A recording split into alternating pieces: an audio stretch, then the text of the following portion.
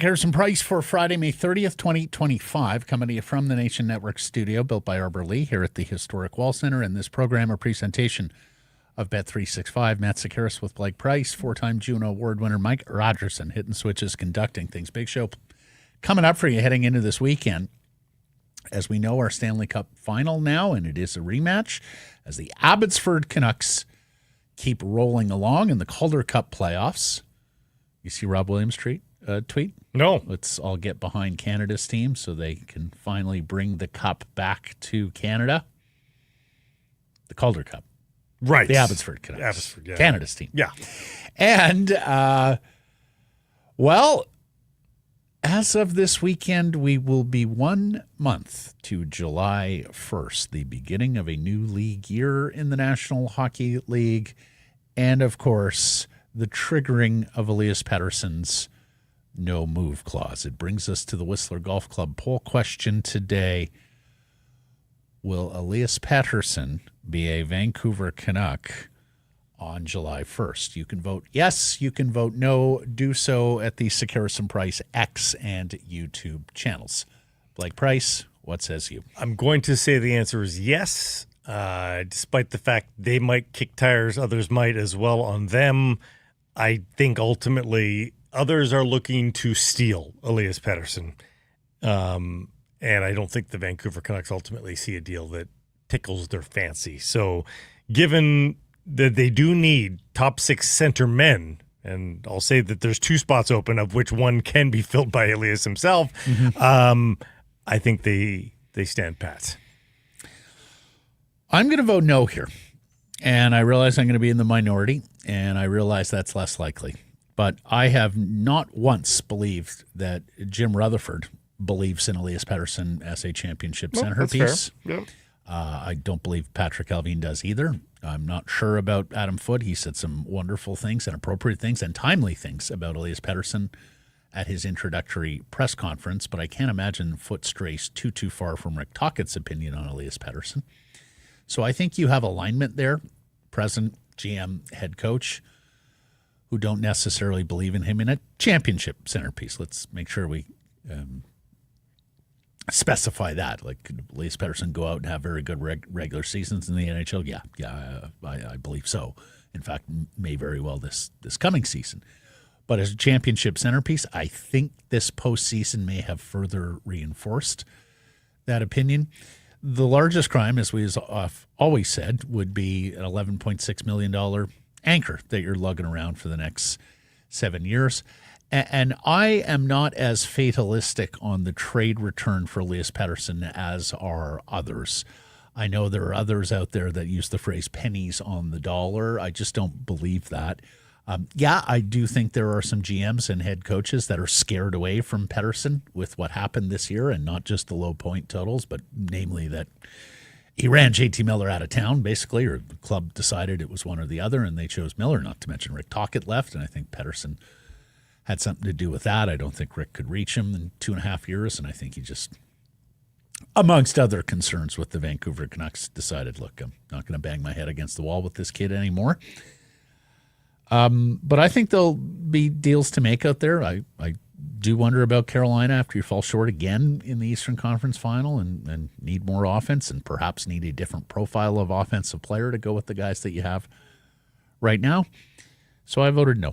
And I think the profile is the biggest problem here, is that I think people see Pettersson as still an interesting player. Mm-hmm. But given that we have got to a point now in the Stanley Cup playoffs where I think the best players are players that can have cake and eat it too, and that is have size, have grit, but also with speed and skill. Mm-hmm. The league is not turned into a unicorn factory, but we're certainly producing more than we ever have before. And Elias Pettersson, of course, The one fault that he has is that he's not the strongest on his skates. He's not the most not the grittiest player, despite the fact he's got high hockey IQ and can play defensive game pretty well. I still think there's a typecast on him that will prevent him from being intriguing enough to get a, if not pennies on the dollar offer, a dimes on the dollar offer at the very least. I also, beyond Carolina, I think you got some teams that are looking to shake things up, take the next step forward. And I also think you got some teams that recognize they would really like to go out in free agency and add players, and that it's just going to be so competitive this year with everybody having more cap space than usual that they're going to have to pursue other avenues rather than, trying to convince a player to sign in Columbus or But Detroit again, for a team like the Hurricanes, a team like the Minnesota Wild, when you don't have playoff success, generally your thought is, I need guys that are playoff guys. Fair. And I don't think that Pettersson ticks that box for most teams. Yep, no, that's fair. I mean, he isn't. I mean, his bubble playoffs was decent, but yes, you're right. Last year in the postseason was not it. But he's a terrific talent, and I do believe there are other coaches, GMs out there that think we can get more out of him, and probably more GMs than coaches, I would guess. Yeah, no, that's very fair. Yeah. But the other thing is, I've heard this from Doug Wilson, I've heard this from Brian Burke. I think certainly Kelly McCrimmon operates this way in Vegas. Eric Tulsky may well be operating this way in Carolina. That it is very rare for players of this skill level to be available via trade. And when they are available via trade, you need to do whatever you can to land one of those players. I still think that mindset exists in NHL front offices. And I think you will have some front offices, some GMs who are willing to take the risk. Well, I'll say this. I'll allow you to put this on the brochure, if you will, for Elias Pettersson's trade. If Elias Pettersson rises back anywhere close to the player that he was, his cap hit will be a deal in about a year or two. Like 11.6 for a 90-point player that has defensive awareness.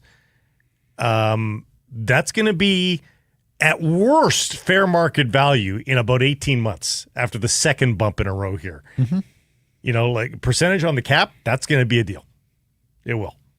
Yep. So, it's again, that's the big if he bounces back. But if he does, if he returns to an 85 to 95 point player, that's not a bad cap hit. Yeah. Do you view July 1st as a deadline? There's a school of thought that because the Canucks were able to trade JT Miller and Derek Forbort, who had trade protection, not to mention some others, Ilya Mikheyev and Andrei Kuzmenko, that the no moves, the no trades aren't quite as hard and fast as they were previously. I hear that. Never traded Forbort. You said you traded Forbort? They never traded Oh, sorry. Soucy, not Forbort. Yeah. My bad. And while I don't disagree, yes, we do see players now with Jacob Trouba this past year, players with trade protection who front officers are now more likely or more willing to go to them and ask them to waive it, in some case even against their will. You have to think that you need them to sign off. So but they control the process at that point, and I would sure as hell not want to give Elias Pettersson and his representatives full control of the process on a trade. And because I don't imagine they will play ball with you. I think it will be a limited number of markets. Yes. If it even is markets plural. Remember, we went through this with Ryan Kessler. And at that point, I think you're in a pennies on the dollar. He's a particular person, I think. Mm-hmm.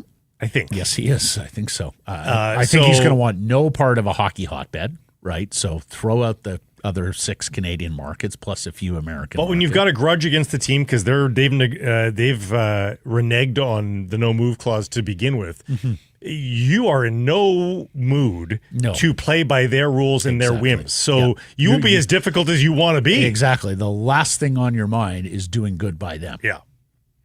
So if you're limiting them to 2 clubs to trade to, or one club, or even one, yeah, it's not good for the Vancouver Canucks. So yeah, in that way, yeah, it's feet to the fire in the next month. I think so. Poll question, daily poll question, brought to you by the Arnold Palmer Design Whistler Golf Club, now open for the 2025 season. And the Bears may even tend the flag for you while you're up there. Tee times can be booked for any time during 2025. Online right now, lock them in. And if you have a group of 12 or more, ask about the Sekeres Price midweek special. If you can bring that group Tuesday through Thursday, Al Chris Manson, the Whistler Golf Club, going to give you a deal. Mention our name, whistlergolf.com/groups. Follow on social at Whistler Golf.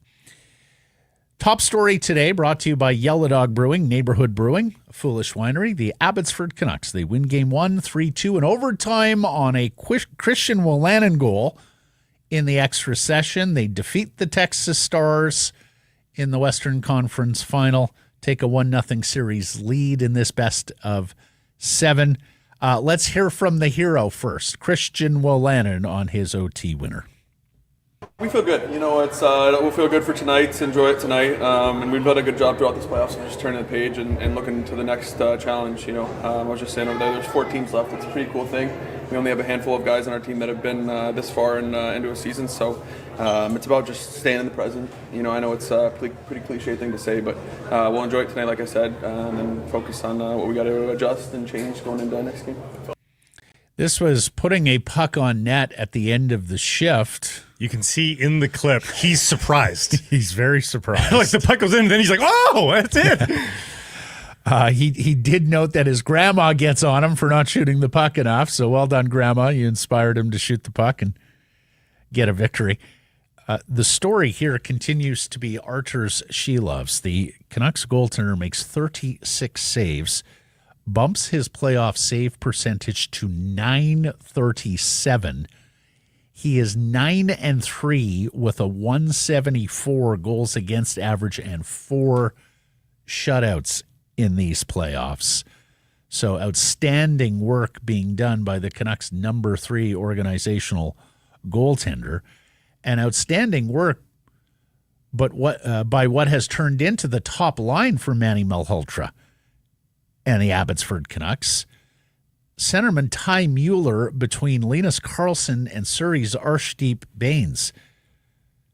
Each of them have 2 points last night. Karlsson with 2 primary assists, Mueller with a goal and an assist, Baines with 2 assists. That line was put together in Game 5 of the last round, and they've emerged as the go-to trio for the Abbotsford Canucks. And look, you expect that out of Baines. He was an AHL All-Star last season, the best player in Abbotsford last year. Linus Karlsson, as we have talked about far and wide, has taken a huge step forward in his keeps career. Demanding that he gets a roster spot. The surprise here is the rookie Ty Mueller, that he's able to play center ice in his first professional season and be as effective and productive as he has been. So really good development stories happening on the farm for the Vancouver Canucks, and that includes defenseman Victor Mancini, who, if you didn't know any better, looked like an overgrown Bobby Orr last night at one point, taking the puck through defensemen and on to goal, undressed a Texas Stars defenseman. Highly unlikely to be performing like that at the National Hockey League level, but it at least shows you where the mobility is at. And in the NHL, maybe that's wheels to get himself out of trouble rather than for offense, and that's okay too. But it is intriguing to see that skill set. Again, we have to be careful because Eric Brandstrom looked like Quinn Hughes at the AHL level. So again, it is a different level.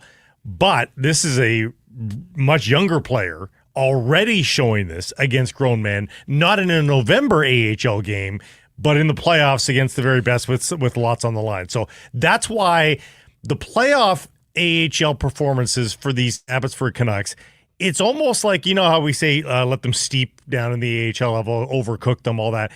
It's almost like you get a bonus year out of them. There's new teachings, there's better teachings in the AHL playoffs than versus if you had let them steep for 2 years of just regular season play on an AHL team that, say, missed the playoffs or got bounced in round 1.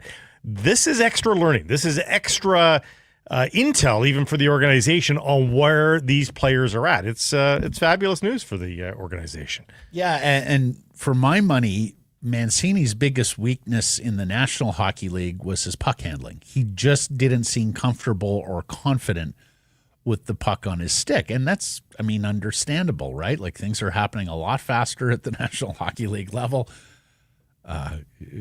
Last thing that a young player playing on a third pair wants to do is turn pucks over, right? It's the easiest way to get yourself out of the lineup and maybe even down to the farm where you're making regular person money as opposed to NHL money.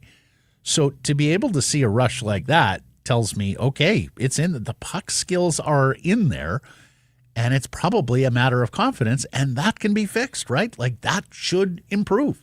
Well, it's touches, and it's also touches in key moments. And again, that's why I go back to the playoff experience that they're getting here. Is these are more touches, and they're more touches in critical moments, not in that boring second week of November kind of atmosphere that you will see in short time. So it's very, very intriguing, whether it's for next year or 2 years from now. Like, for a guy like Ty Mueller, who's most certainly not going to be an everyday player for the Canucks next year.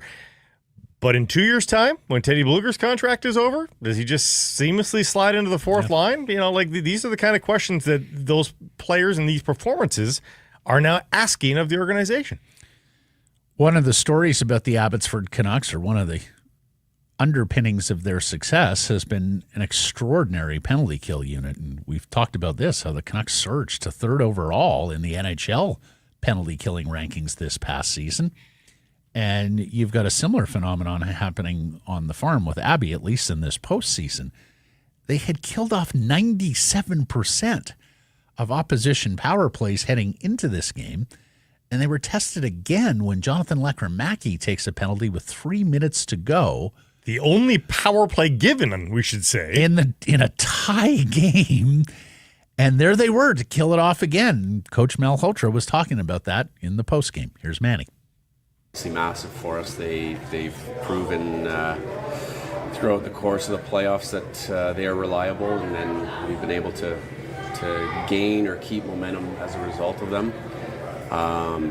But again, that's a product of guys just understanding that every moment in the game counts. Special teams especially, just for gaining and building momentum. But obviously, to come through at the end of the third period like that was big.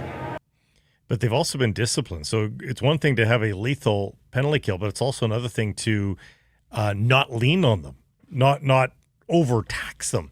Only one power play opportunity for the opposition last night in the series clinching victory versus Colorado. Just 2 given to the Colorado Eagles. So they're staying out of the box, which really helps keep that percentage high when you're only asking them to kill off 2 minutes or 4 minutes in a game. So that's a great skill for the team of late here as well, just having that discipline. Yeah. The shots in this contest were 46-38 for the Abbotsford Canucks. That's a humdinger of a game. I don't think you're 80-plus shots. Mm-hmm. Before 5,643 at Abbotsford Center, near a sellout. I don't hate that for a Thursday night. No. I suspect they will sell out Game 2 tomorrow. And it is sold out, basically. There's, I think, 5 seats left is what I read. Oh, yeah. And trend continues for this club in the postseason. They have won all 4 Game 1s in their postseason series. The Game 2 juggernaut. Now it's on to Game 2, and they have lost all 3 Game 2s to date. Mentioned, the world becomes their oyster if they can get this win in Game 2. Yeah, because then it's off to 3. It's off to Texas for 3. It is a 2-3-2 format, if you're not familiar. It is the best of 7. And the pressure's off immediately if you get this one. Exactly. You get 1 out of 3 in Texas, and you come You're on in the home. driver's seat. Exactly. 2 kicks at the 2 can. 2 kicks at the can on home ice. And speaking of cans, Yellow Dog has a bunch of them that you want to try, including the Honky Tonk Blonde Ale. New beer in collaboration with the Casey Clark Show there in the Okanagan Valley. Bright brew with a light malt backbone with a refreshingly crisp finish. Grab a can, turn up the volume, and let the Blonde Ale be the soundtrack to your next adventure. Did you hear that segue, Mike? It was amazing. That was a pro. Primary segue. assist. Yeah, absolutely. You should do Sports Center. That was so good. Stay tuned. Edmonton beats Dallas 6-3 in Game 5 of the Western Conference Final, so our Stanley Cup Final is set, and it is a rematch for the first time since Pittsburgh and Detroit met in 2009. The Oilers and the Panthers again. And, of course, played a hell of a series last year. We didn't think it would be when Florida ran out and won the first 3 hockey games, and we thought, what a disaster this is going to be. But then Connor McDavid and the Oilers came all the way back to force a Game 7. Edmonton with home ice now. Yeah, and a couple days off between most of these games. The only, I think, 1 day off span is between games 1 and 2. Everything else is 2 games. Yes. Because of all 2 the days, travel. 2 days. 2 days off, yeah. Yeah, so it's Wednesday, Friday next week in Edmonton. Then they will skip over Saturday, Sunday, play Monday, Thursday in Florida. And look, we had talked about it'd be great if you could get a game for Sunday because now we don't have any NHL games over the course of the weekend. It'd be great if you could get a game for Sunday. Well, they weren't able to do that. They're going all the way to Wednesday. But, here's the other thing, Blake. They could potentially go without a weekend game in the Stanley Cup Final. If it's a sweep. Not going to be a sweep. Not going to be a sweep. No chance it is. Yeah. Intel from last year for the Oilers, who, of course, finished that series so well as well. No, this is going to be a very good Stanley Cup Final, I think. Yeah. I mean, as Pete DeBoer said after the loss, the 2 best teams are in the Stanley Cup Final. Like, it just is. These are the 2 teams that I think are geared to win a Stanley Cup this year. Mm-hmm. So I think it's actually as a third party, objective third party, a rematch. Mm-hmm. It's great. Now there is some consternation as we talked about the 2 small markets that are likely to be in the NBA Finals. We'll see if the Knicks have anything to say about that.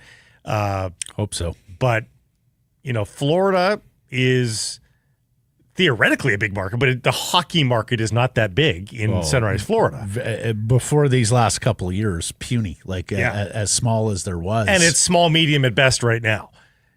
And then the Canadian market, I mean, the ratings are down right now in the NHL because of all the big markets not being viable for the playoffs this year. Well, for a deep run. So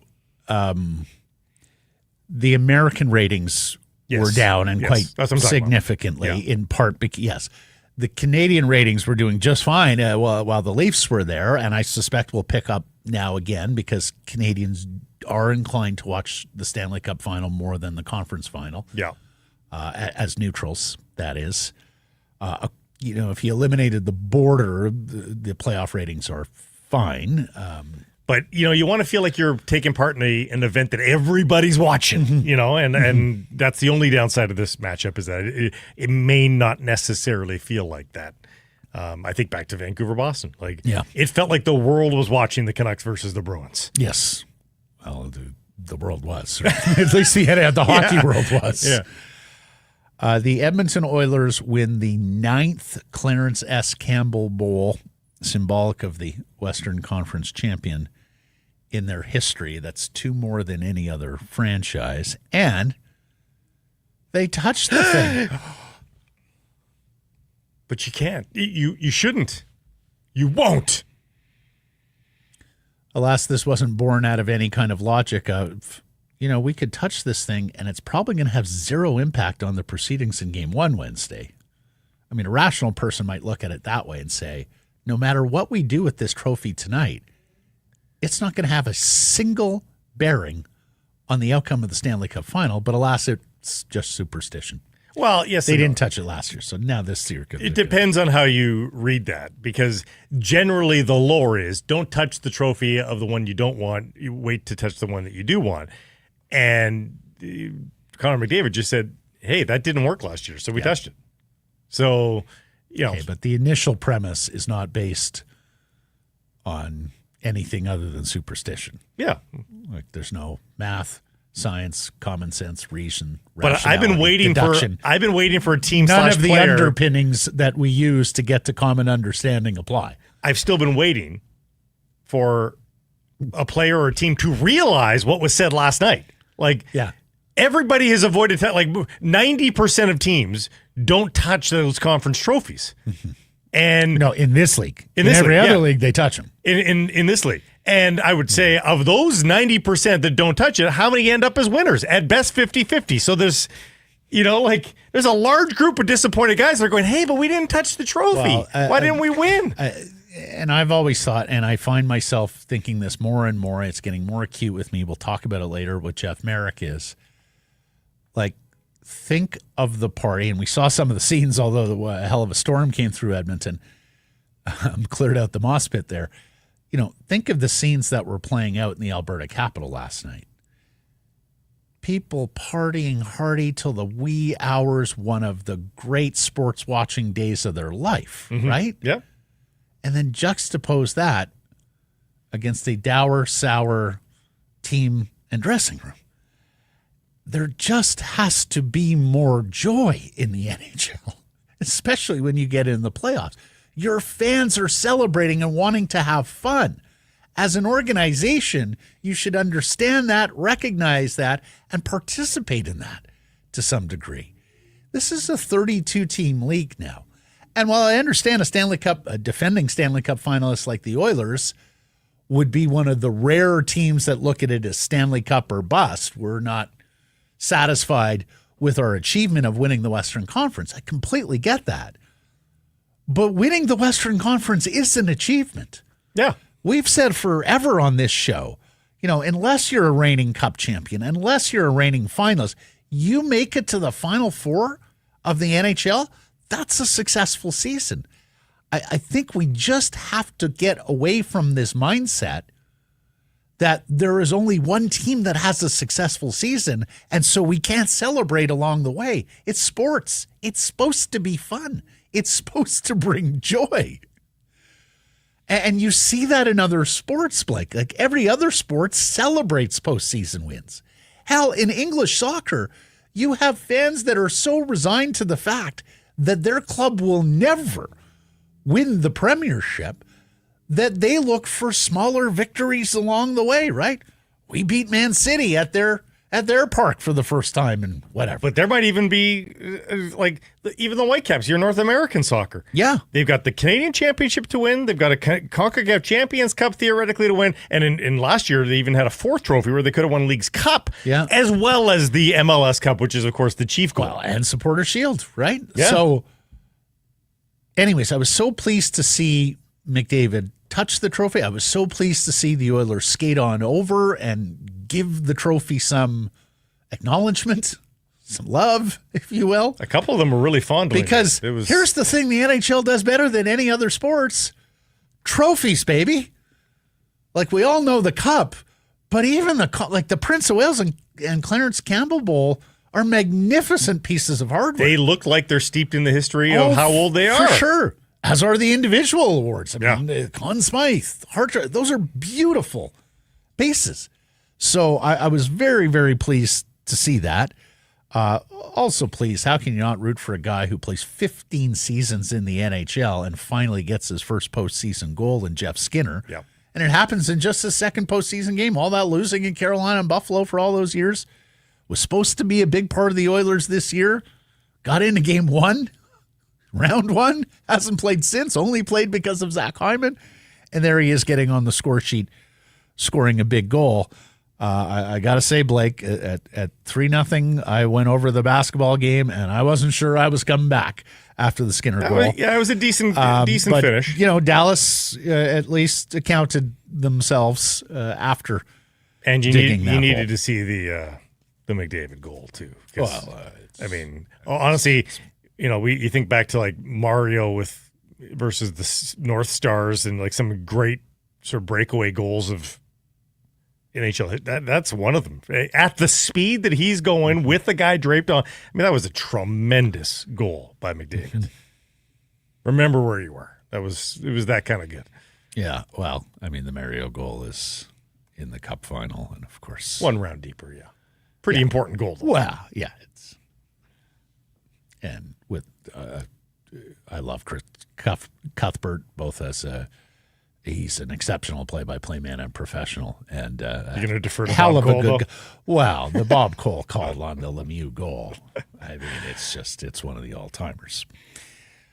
Okay, let's get to Pete DeBoer and the goaltender situation. DeBoer pulls Jake Ottinger after 2 goals on 2 shots, and sadly, the next shot beats former Canuck Casey DeSmith. And then poor Ottinger has to go and sit on the bench. Oh, you skipped over a chapter. Okay, you skipped over a chapter. They called the timeout. They dispersed the timeout. Right. Ottinger's on his way back to, and DeBoer acts like he's a disappointed parent, an angry parent. No. You get out of there. Get out. He has this vociferous sort of gesticulation like, Okay. Come on. Like get some class A, get control of your emotions B. Yep. And remember, that's a franchise goaltender that you're seemingly lost patience with. Inappropriate. Okay, fair. Better bedside manner next time. Pete's feeling the heat there. Who knows? Pete could be out. And by the way, Peter, next time you're in a big game like that, the shit brown suit. Yeah, that didn't look Like great. the photos are going to live for a long time, Pete, if you win. 3-piece, too. I don't know that you need the best. But then poor Ottinger has to go sit the bench and listen to Ferraro mere inches away from him. So awkward because Ray's got to describe what's going on. I was going to send Ray a note like, dude, it's so unfair. No. Like, he's got to address the situation. Yeah. 3 inches away from Ottinger. Okay. So here, people upset with DeBoer's bedside manner upon the goaltender change. I've listened to this a couple of times now, and I continue to be at a loss for why people are outraged by DeBoer's explanation of the goalie pull change. Let's take a listen and come back and discuss. Well, anytime you pull a goalie, there's the reasoning's always to try and spark your group. So that was the number one reason.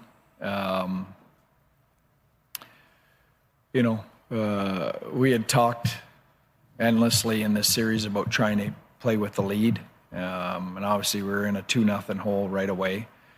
And you know what, I didn't take that lightly and I didn't blame it all on Jake. But, the reality is if you go back to last year's playoffs, he's lost 6 of 7 games to Edmonton. And we gave up 2 shots on 2 goals in an elimination game. So, it was partly to spark our team and wake them up, and partly, knowing that, status quo had not been working, and that's a pretty big sample size. I sit there and I listen to it and I go, okay, the honesty might be too much for some people, but it's 100% factual. Right. But as we have talked about with the Vancouver Canucks forever, and with regards to Jim Rutherford and even Alvin, and certainly Tocchet too, what is reality and what is truthful is one thing. But in today's day and age, where the superstars control where they want to go, where you've got a cap structure, whereas if you are hemmed in with an unhappy player, et cetera, you snooker yourself. So too much honesty is actually just bad business. It's bad asset management. And I think that's where that went was all he had to say, the first part was fine about sparking the thing. And then he said, and then if he just looked at the data and the analytics. If he just said performance, then you'd be fine? Or no, if he said he's had a tough time with Which was was the bridge too far? That he's lost 6 of 7 to Edmonton? Detailing the struggles versus Edmonton, how we just can't beat Edmonton without him. So he's lost 6 of 7 versus Edmonton. That's a big sample size. That was the bridge too far for you. And the way that that's rolled out is like, we just can't win with him. Was the okay? That's was your tone. Interpretation. Yeah. And okay. I think when I did not interpret, but I'm putting it that myself way. in Jake Ottinger's shoes. I did too, and that's not my interpretation of it. That he can't beat Edmonton. He struggled against Edmonton. He's not predicting the future. He's saying the last 7 games we've lost 6 of them. He's lost 6 of them. Yeah. You're in a elimination game. You ain't got time to bleed. He may be your franchise goaltender, but if he doesn't have it that night, it's incumbent on you, the head coach, to make the change, to make the tough decision. That's what head coaches do. But again, it's so easy to add this as a coach. We believe in Jake. You could do that. Right. I was even going to just say we took a calculated risk based on the numbers that the case you could maybe have some more success where Jake hasn't. Yeah. Instead, it all became about Jake losing again. Okay. It seemed like too much. And it seemed like a coach who was pretty sure he's going to get fired is what it seemed like. Yeah. To me, the protestations about this online from many were just overly sensitive. Well, and Matt, that's fine from a completely isolated look at it. But again, in today's day and age, where the players themselves often have feelings on these matters and can get hurt, that becomes an asset management problem immediately. You think so? You think that's enough for Jake Ottinger to ask out? I don't know Jake Ottinger enough. I don't follow the Stars. I don't know the answer, but could I see that in other scenarios based on what we've just seen here in Vancouver? Yes. Players tend to outlast coaches, number one. Well, that's what I was saying. And number two, you've got 4 or 5 whole months here to get over this, lick your wound, and if anything, maybe it's. Okay, but for me, I look at it and go, maybe that's a motivation for him this summer. Okay, but the Oilers are not going anywhere in the Western Conference. You're going to see them most likely. If you fancy yourself a Stanley Cup favorite, you're going to see them again. Get better, Jake. Get better. Jake's been pretty darn good. Yeah, yes, except for against them. I don't know how you even say I've got to be better against this one team. Well, no, I just got to be better, period, because we've got a hell of an opponent that we got to get through. I'd say betting money is that Peter DeBoer is done in Dallas. Well, then if that's the case, he got it off his chest. Yep. Yeah, he went down swinging. Remember, this is the guy who has a history of feuding with goaltenders, Marc-Andre Fleury. How do you come up on the wrong end of a Marc-Andre Fleury story? Yeah. The flower being as beautiful as he is? Yeah. The other thing that he didn't say that I thought he would say, Casey DeSmith has graded out as the best goaltender in the National Hockey League against the Rush for several years now. And down to nothing, you were going to have to open up a little bit and likely surrender some rush chances against a very good rush team, which of course they did with the McDavid goal. So I thought it was tactical to some degree as well. That would have been genius. Now we're going to have to push forward a little bit. So let's put the goaltender in, not only for the spark, not only because our starter may not have it tonight and has struggled against this team, but also because the type of game that's going to transpire from this point forward might be better suited to DeSmith. See, you're nearing parenting sandwich atmosphere here, where you don't even have to address that Ottinger struggled versus Edmonton. You could say, you know what, we played the numbers, and Casey DeSmith is that good against the rush. Mm-hmm. We'd already seen a rush goal with Matthias Janmark, and we just played an analytics hunch there. Yep. And then all you're doing is propping up a player without really denigrating the other guy. There you go. And honestly, Blake, that might be what's at issue between us here on this topic. I'm just not a parent. I'm not accustomed to having the feelings.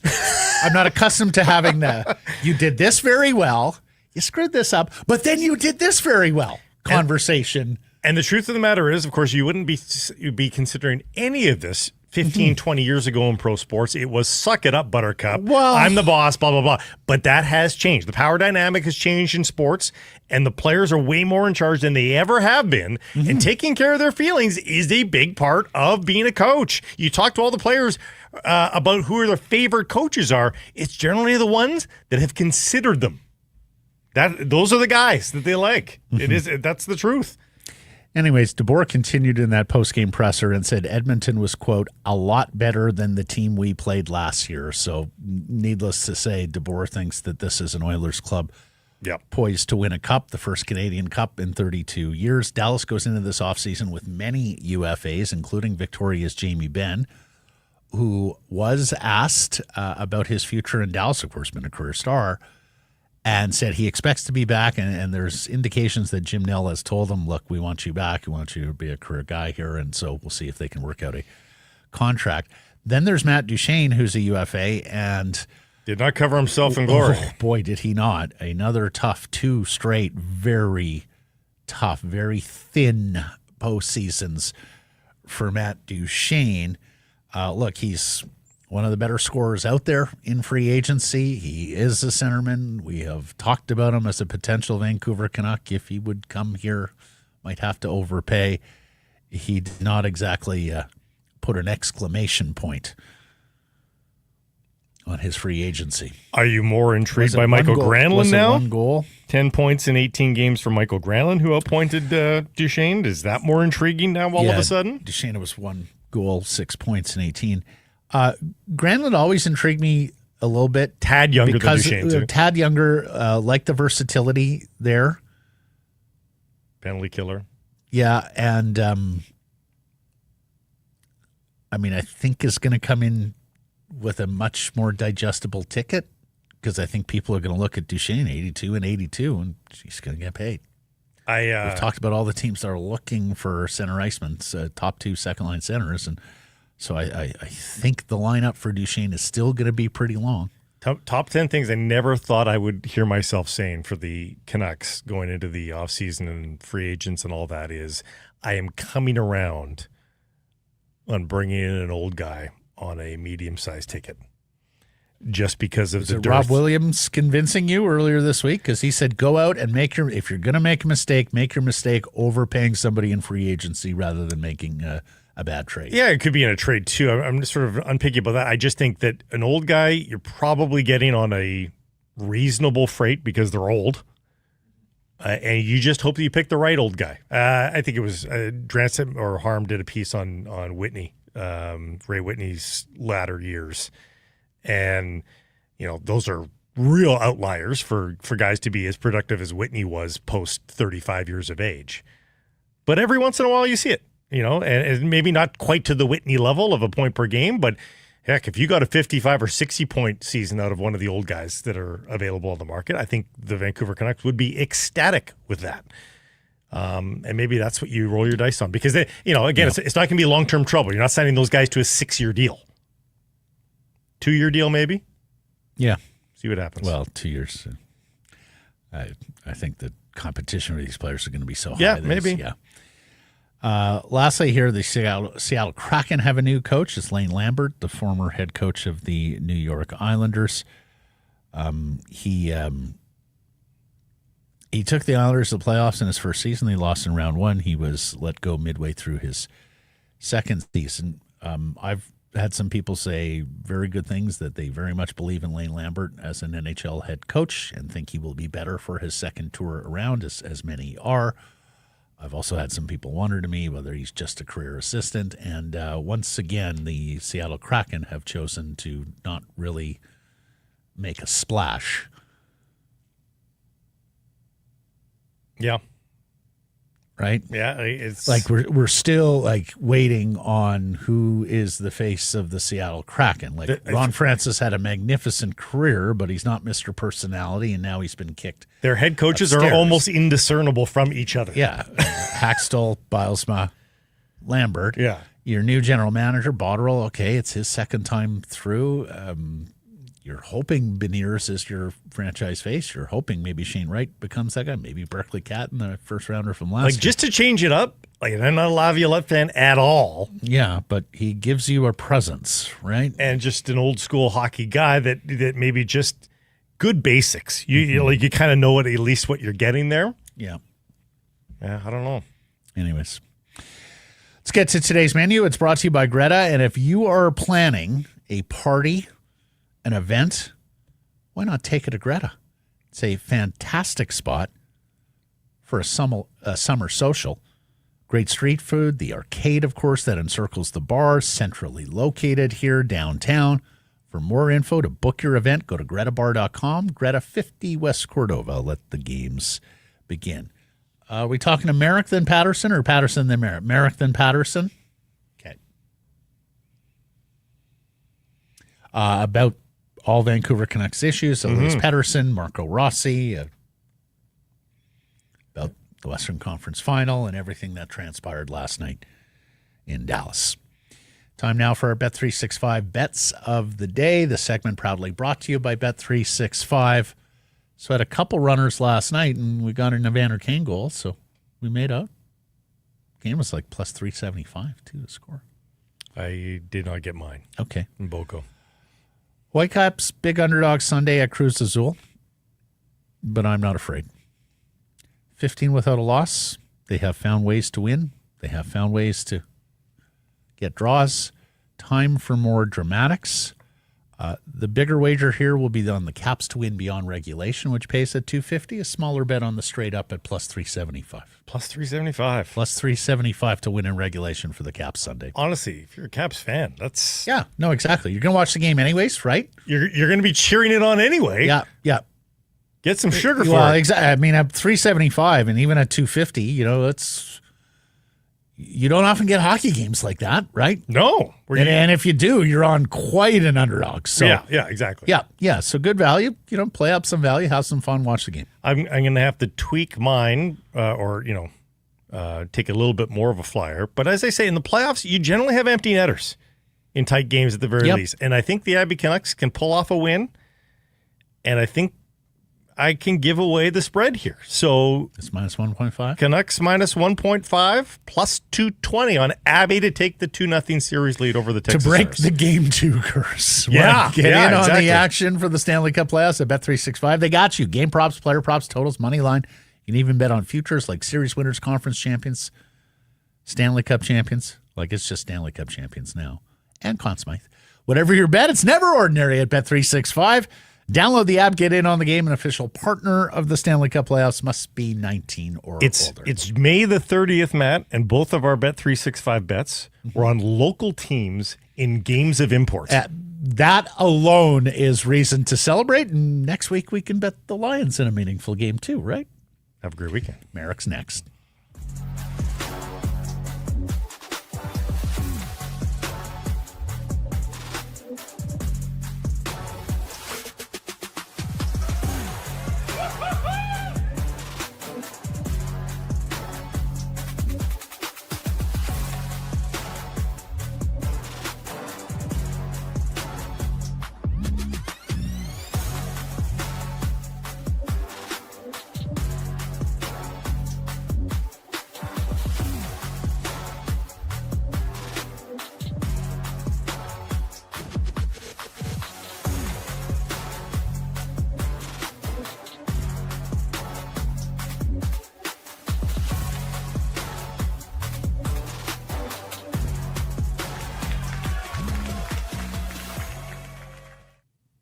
Harrison Price from the Historic Wall Center. There is nothing better. If you haven't driven a plug-in car before, you don't know the joy of not stopping at a gas station ever, of getting into your car every morning and just knowing you're good for the day. It's a spectacular revelation that you'll experience with the BZ4X from Toyota, the latest installment into their electric lineup. It's liberating, folks. Go check it out. It's a full-time 100% electric vehicle, so you're in the HOV lane. You Valley folk, you listening? The HOV lane? Just got your attention? Go take one for a test drive. ShopToyota.ca, up to $5,000 in incentives, 0.99% APR financing for 36 months on the LE all-wheel drive edition. You can go everywhere in this vehicle. It's the BZ4X. Jeff Merrick hosts the Sheet on the Nation Network weekdays, and he joins us on Fridays. Hello. How are you? Yes. I'm good. Boy, we got a lot to chew on today, huh? That was, we do. We do. Interesting last night. It sure was, and we're going to get into it. We're going to start with the Vancouver Canucks, our Whistler Golf Club poll question. Jeff, we're a month away from July 1st. That's when Elias Pettersson's no-move clause kicks in. Frank Saravelli saying they are going to re-engage teams on trade talk. What do you think? Is Paterson a Canuck this time next month? It's a tough ticket to move, right? Because of all the things that the three of us have been over before, and you two have discussed plenty on your program. I think they'll re-engage. I wonder about teams like the Carolina Hurricanes with Elias Pettersson, but I think I do wonder if it comes down to how much, if any, the Vancouver Canucks want to retain on salary if you're going to make any type of move here. We know that the team like the Hurricanes are going to be frisky in the marketplace. I wonder about them with Mitch Marner, as we all do. They've already tried to trade for him at least once. But that would be perhaps the most obvious one. This is just such a difficult deal to make, both by way of absorbing the contract and what you send out as well. Now, as we've seen before, there are creative ways to get these things done, and perhaps the most creative general manager in the NHL is Eric Tulsky. So maybe I should just catch myself and say, hold on, where there's a will, there's a way. I just know this is going to be a really difficult one to do if indeed they do pull it off. And I don't disqualify the idea of giving this another shot with the Vancouver Canucks, For sure. with a healthy off season of significant and dedicated training.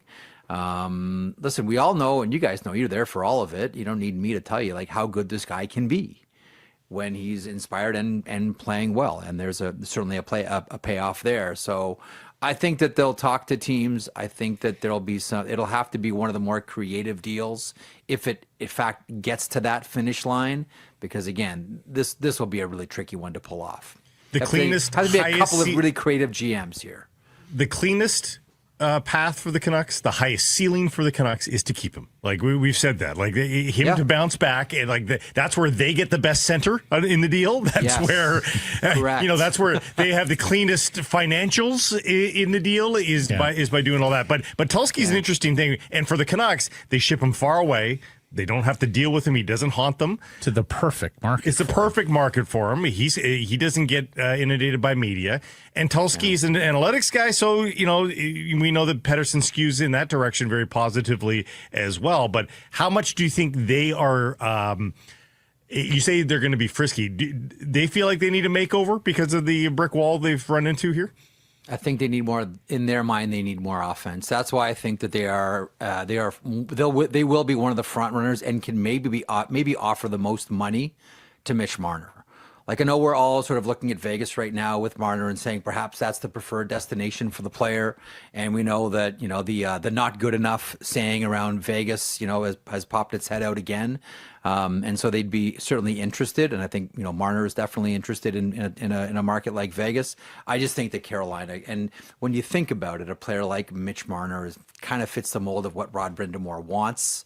But I do think that Carolina will be one of the more interesting teams to follow, and not just for forwards too. But I mean, what's the decision on Orlov? Does Brent Burns come back? Like, there may be some work to do there as well. I'll never forget what Tulsky said on a podcast last summer, the Expected by Whom podcast, when he said, it'd be easy to re-sign guys, but then you have to ask yourself, are we actually trying to make our team better or just filling holes? Like, he always keeps that in mind. Like, if I sign this player, are we making us better, or am I just saying I'm checking a box and filling this slot? Like, he looks at the whole thing like a big puzzle that he has to try to solve, and that's why he's probably one of the more interesting and dynamic general managers out there, and willing to take a chance too, as we saw with Rantanen. The who says no question for a guest is like a joker. You're only allowed to play one in the conversation. So now that we're on Carolina, I'd like to lay down my who says no question. Okay. Card. Jarvis and Kotkaniemi for Pettersson. Who says no? I think Carolina. Yeah. I really do. I think Carolina is like Seth Jarvis, both on and off the ice. Like, one, for hockey ops, he checks so many boxes, and just off the ice from a marketing point of view, like, marketing and business looks at Seth Jarvis and says this guy's an absolute gold mine. It wouldn't surprise me though if we started to hear Jesperi Kotkaniemi's name out there. I think that they might want to get from underneath the weight of that contract. Yeah. I would wonder about the team like the Islanders. I would wonder about a team like the Islanders with Jesperi Kotkaniemi. And if we're talking creativity, maybe someone along the lines of, and it wouldn't be a 1-for-1, but someone like even a Pierre Engvall going back the other way, plays a straight line forward, straight ahead game like Rod Brindamore likes. I don't know. I'm just doing this off the top of my head. Yeah. But I chose those two because I think Seth Jarvis is the no-fly zone for Carolina. The math is there, certainly. I just think Seth Jarvis is a no-fly zone for the Hurricanes. Kotkaniemi, it's 5 more years at $4.8 million, and Seth Jarvis is at 7.4 through 32. So you put those two salaries together, and you're almost dollar for dollar. Yeah, with and almost year for year too. God, I would hope the Canucks say no to that, though. I don't like that. You don't like Seth Jarvis? No, I like Seth Jarvis a lot. It's the Kotkaniemi part. It's the Kotkaniemi part. Yeah.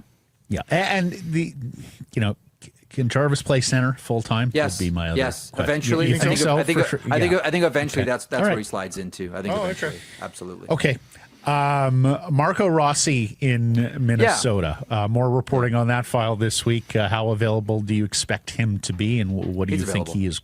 Yeah, what do you think he's going to cost to get out of? He's he is available. The team that I wonder about with Marco Rossi are the Buffalo Sabres. And there are two names that jump out right away, and one is Bo Byram, and the other is JJ Peterka. Those would be the two that I'd be looking at. And if you look at Minnesota and where their wants and needs are, you'd probably defer to the forward maybe in that conversation. But that to me seems like a potential fits. Like Buffalo's, and we saw the news today with Jarmo Kekalainen coming in as a senior advisor to Kevin Adams. I think you'll start to see. Not that Kevin was hesitant to pull the trigger on trades, but I always remember what Brian Burke told me when he first took over the Hartford Whalers. He said, look, I was by myself. There was no assistant general manager with me. It was me and my phone. I was trying to make this Bobby Holik deal, and I'd pick up the phone to call Lou, and I'd hang up, and I'd walk around the room, and I'd talk to myself, and I'd pick up the phone again, and I'd start dialing, and I'd get nervous again. I'd hang up the phone. I'd go for a walk, and I'd come back, and it took him a long time to finally get over that hump to make what would have been his first major deal in the NHL. And I don't think Kevin Adams is like that, but he's still, this is his first shot at being a general manager in the NHL. And it's never a bad idea to have a veteran presence around you. I think that maybe encourages the Buffalo Sabres, or maybe provides some more opportunities to make deals now that Jarmo Kekalainen is there to help advise on trades and not worry too much about the pitfalls. Because remember in the famous Palm Trees press conference, Kevin Adams talked about, well, I could have made a deal for one player, but you guys would have roasted me because you would have thought we'd be giving up too much. When he said that, I said to myself, that is the sign of a young general manager who may not be quite as sure of himself as he wants everybody to believe. Peterka down the middle, is that a possibility in the future? Don't know about that one. Yeah. I don't. To me, you have JJ Peterka. You want goals, and you want goals from the wing. Yeah. Yep. Could be wrong, but I think of JJ Peterka's get him the puck and fire it. What do you anticipate will be the fallout in Dallas after another conference final defeat? Well, normally we talk for about 20 minutes here, but we may need to bump the time a little bit, gentlemen. I think the first decision is, what happens with the coach. Not that I think it's all just about the Ottinger incident. Let's call it the Ottinger pull. And by the way, just as an aside, I don't know that I've ever seen, maybe you guys have, a timeout that coincides with a goalie pull. Like normally it's one or the other. One or the other, yes. You're trying to calm the team down. But when Ottinger went back after the timeout and he got, hey, over here, son, whistled back to the bench, I thought to myself, okay, what are that we was doing clunky. here? Okay, that was clunky. I will concede that was clunky. Offensive, okay. It's a little strong, but I had zero problems with what Pete DeBoer did or said yesterday. You're in Game 7. You ain't got time to bleed. You're down 2-0. Hey, we see baseball managers take out ace pitchers all the time in the early innings in the postseason if they don't have it that night. Here's the other thing, and I think people are missing this a little bit because it's just not as well known. Steve Valiquette and the Clearsight Analytics people will tell you that Casey DeSmith was not only the best goaltender against the rush this season, but has been for several seasons. You're down 2-0. You're going to have to open up. That means you're probably giving some rush chances back to one of the great rush teams in the NHL. Yep. Why not have the guy who specializes on the rush? Now, he gets beat on the next and look, Jeff Skinner right away in front of the net. Exactly. So, hey, it doesn't work out for them. And then in terms of what he – go ahead, Jeff. I was going to say, the one thing that let me make a quick point. The one thing that I think we wonder about is I thought he was going to go back to Ottinger in the second. That was going to be like, okay, let's get him out of here, clear your head, let's get out of this period, and then Ottinger was going to come back. Now, I understand that, which are the reasons that you point out with clear sight analytics, but at the end of it, you got to be really sure. It's like, not that it's identical, but with 98 Nagano with Mark Crawford leaving Gretzky on the bench, from an analytics point of view, listen, from a Wayne Gretzky point of view, who's always said, like, look, I'm bad on breakaways. I've always been bad on penalty shots. The problem was they had Joe Sakic, their best penalty shot shooter, in the stands injured. But as people have told me, if you're going to go down as a head coach, go down with your best guys. Oh, I hear that. Go down with your best guys on the ice. And I understand that line of thinking. I think DeSmith is pretty good, better than your average backup. Yeah. And and then that brings me to what he said post-game, which I also had no problem with. But the evidence is before you. He's lost 6 or 7 games to this team. But hang on. He has been one of your impediments to victory against this team. So, how often are you just going to allow this to happen before you decide, okay, I've got to make a brave decision as a head coach and a leader? But wasn't there a part of you, because there was of me, that as Peter DeBoer was running down the Jake Ottinger versus Edmonton Oilers resume, was there not part of you that said, that's your own resume? That's your resume against the Edmonton Oilers. Yeah. But Like if he's I'm not Jim playing. Hill or if I'm Tom Goulardi, I'm like, hang on, you may want to say this is the goaltender's resume against the Oilers. Last time I checked, you're coaching this team. If you That's want your to resume argue that against the Pete Oilers. DeBoer is part and parcel of their failure against Edmonton, that is very fair. But Pete DeBoer is not playing the game. And a head coaching change in the middle of a game ain't happening and isn't going to matter. Spotter, you're in. Yeah, exactly. Jim Hill comes down. Pete, you're out. Lead assistant, you're in.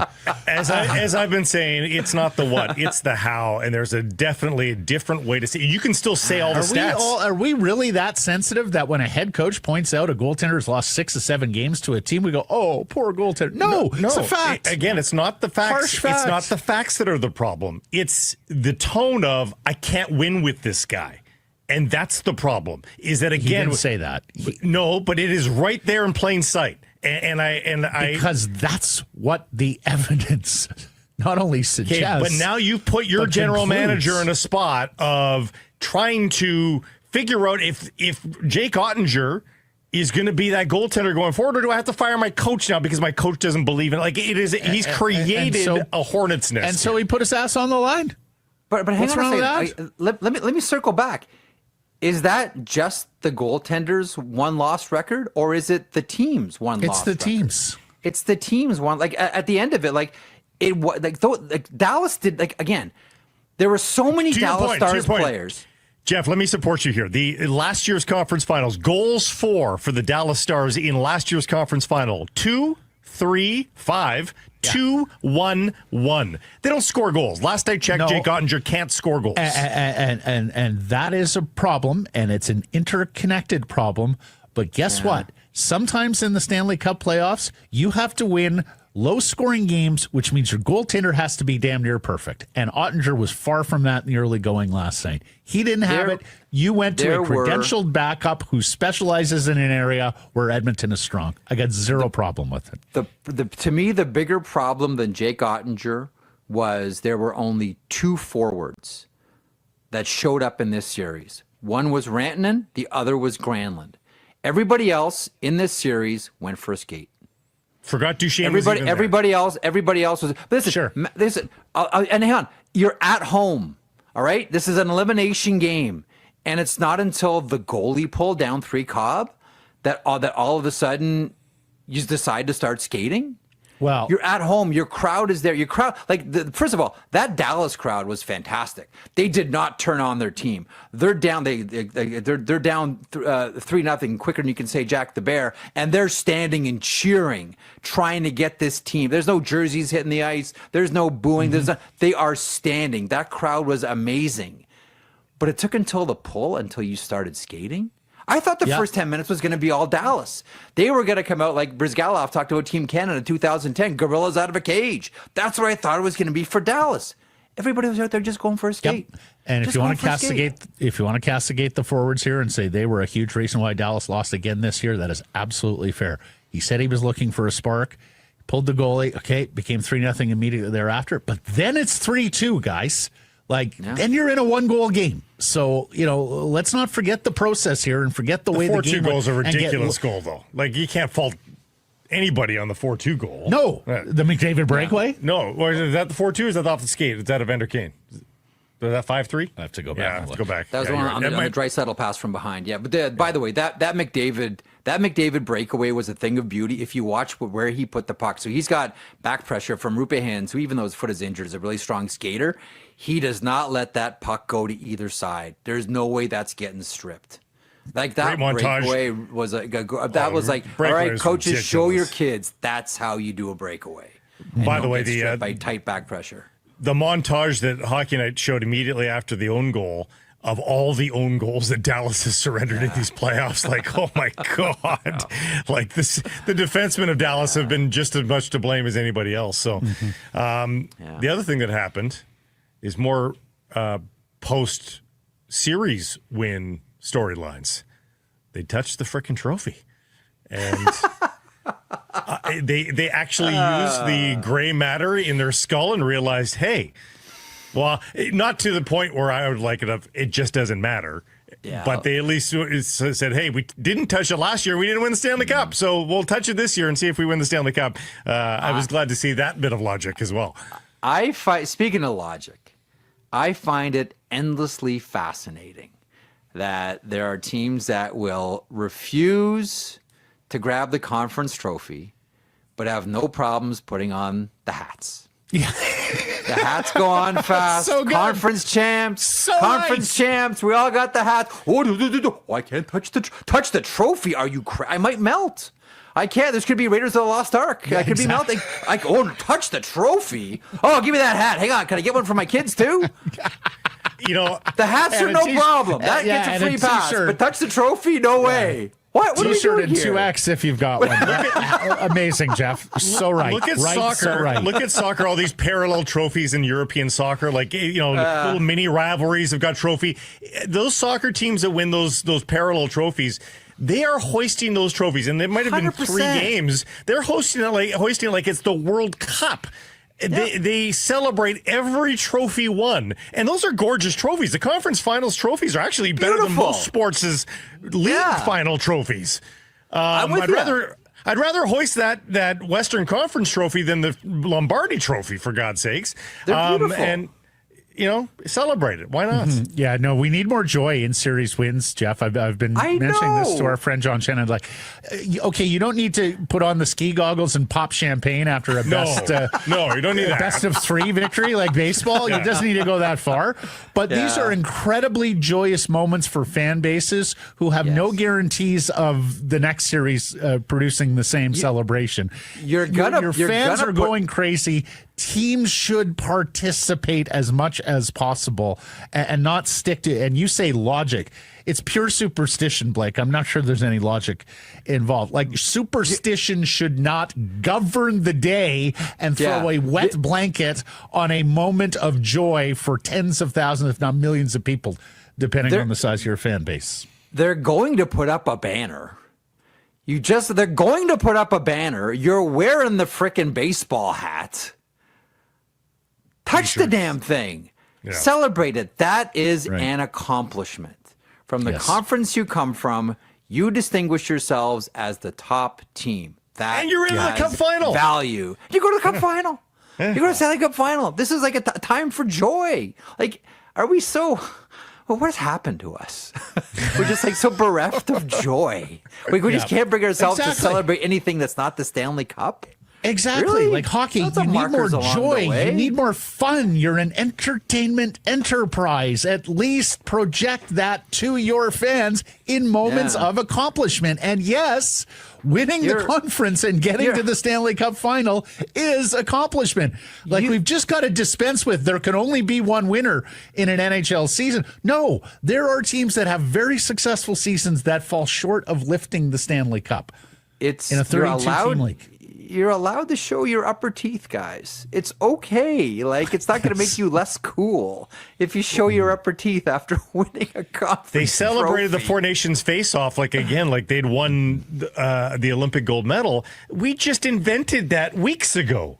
We just invented the Four Nations face-off, and they celebrated that. That trophy, the conference trophies have been around for 100 years. I know. Okay, Blake and I had a aha moment thanks to head coach Paul Maurice yesterday and his very thorough explanation about why he doesn't get into handshake lines and what happened at the end of the Eastern Conference Final with Rod Brind'Amour. Right. And we both found ourselves agreeing with Paul that it should be reserved for the players. I saw this tweet, and Mike's going to bring it up here, from Justin Cuthbert, Chris's son from Fan 590. In Toronto, with regards to, yes, lots of respect for Paul Maurice as an all-time coaching run he's on, but the after I outcoach you, I'll teach you how to properly respect the game charade is tired. That did get me thinking. I saw somebody else cynically, Adam Lascaris also had the... Yeah, and I saw some people go, wait a second, you don't like the aesthetic of it? Well, I thought Maurice went deeper than just the aesthetic of it. I agree. And talked about I agree guys with in the that. back. But it got me thinking, and I don't know when coaches started getting into the handshake line. I thought that was an interesting point from Maurice as well, and it got me thinking, and I started fixating on two legendary coaches, Pat Quinn and Scotty Bowman. Mm-hmm. You're a kid growing up in BC watching the Canucks when Pat Quinn is on the bench. You make it to the NHL.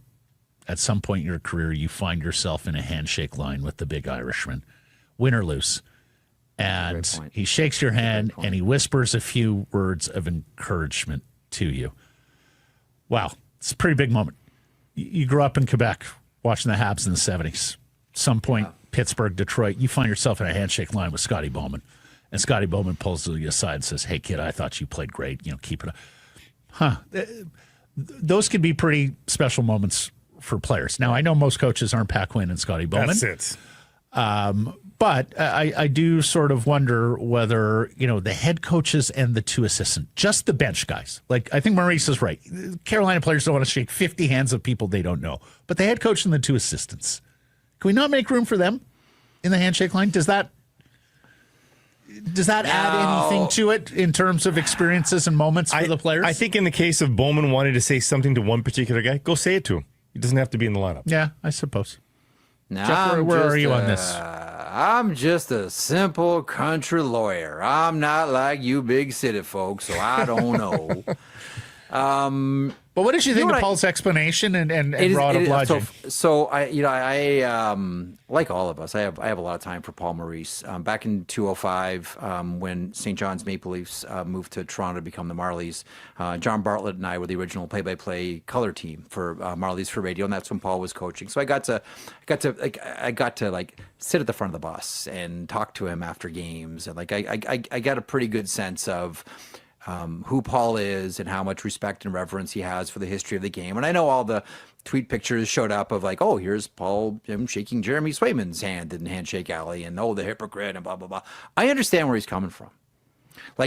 Paul Maurice is a code guy, right? Like you've heard, all men need to live by a code. And that's it's probably something new. Maybe it's something he's thought of for a long time, but now he has enough heft in the game. After winning a Stanley Cup, he can say, you know what, I don't want to do this anymore. I never really enjoyed it. I didn't think it was proper for me.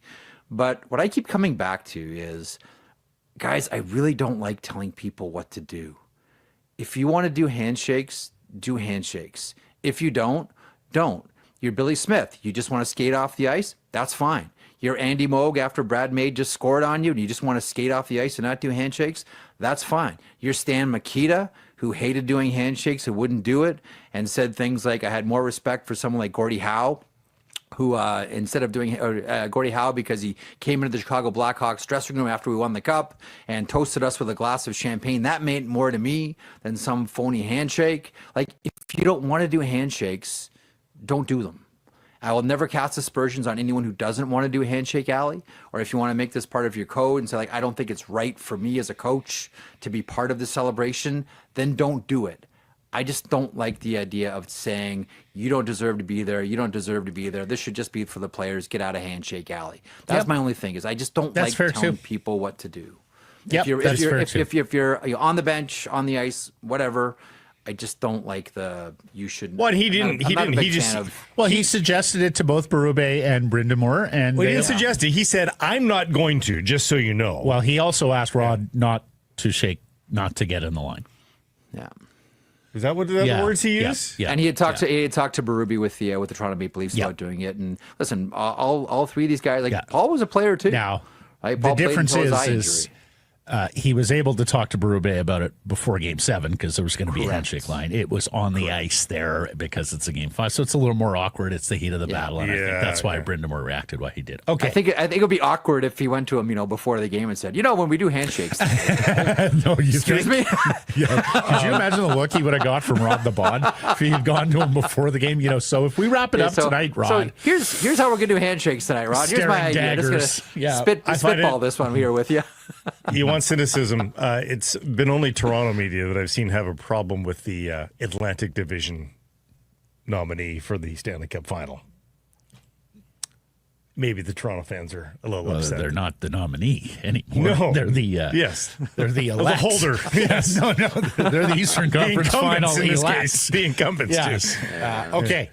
The Jeff Merrick Easter egg, and I felt bad last week, Jeff, that I dropped pop culture on you. That's fine. I thought I had a winner. I thought I had a winner with Hill Street Blues. Yeah. So rather than pigeonhole you in this week, do anything. I'm going to give you the option.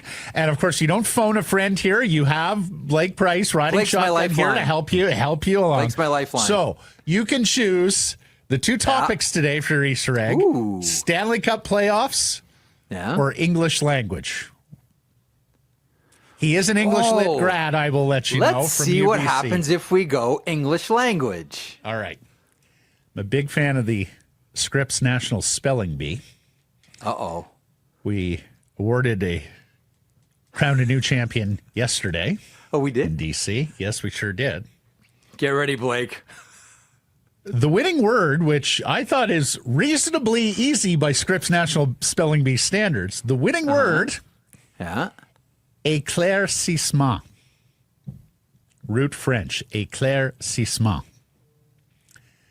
Going to need you to spell it. That's in the English language, we're going to call that? In the English language. Going to need you to spell it. And while they didn't require the accent from the champion yesterday because it's American, we are a bilingual country, so I am going to require the proper accent on the proper letter here. Éclaircissement. Okay, so we're going to start with the E, and that's an accent grave on that one. Or is it accent aigu? Aigu. It's aigu. Is it aigu? Okay, so I've blown it right away. Okay, no, it's okay. Éclair. E-C-L-A-I-R-E. No. Cissement. No, you missed it. No E at the end? Correct. Yeah. No E on Éclair? Really? I've already blown it. Well, it's one word, right? So you delete it maybe in the middle. If it's one word, it's in the... Oh, I thought it was two words. Oh, it's just one word? Okay, well, that's right. Éclaircissement. Can I try the end? C-E-S-S-E-M-O-N-T. No, C-I-S-S-E-M-E-N-T. So Je peux parler français un peu, mais pas beaucoup. Mais pas beaucoup. Yeah. He didn't help you at all here. He didn't help you at all. It's a one-man. Did you have it, Blake? Would you have known that? No, I got the accent accent wrong right out of the gate. From the French and meaning to clear something up that is obscure. Enlightenment. I've never heard the word. What have we cleared up on our conversation? Nothing with the way you spelled it, actually. We muddied it. Trophies. Okay. Trophy presentations. Presentations of baseball hats, yeah. Here's the Stanley Cup playoffs trivia. Okay. How many NHL franchises have never won a conference final game, and who are they? And many? we are giving the Utah Mammoth the Coyotes history, just to be clear. Oh, okay. How So many NHL franchises have never won a conference final game? And who are they? Winnipeg Jets. Okay, no, just a game. Just a game. Just a single game? Not the series. My God. Okay, Win a well, game in the conference final. Columbus Blue Jackets. That's correct. Conference final game. So the Blue Jackets for sure.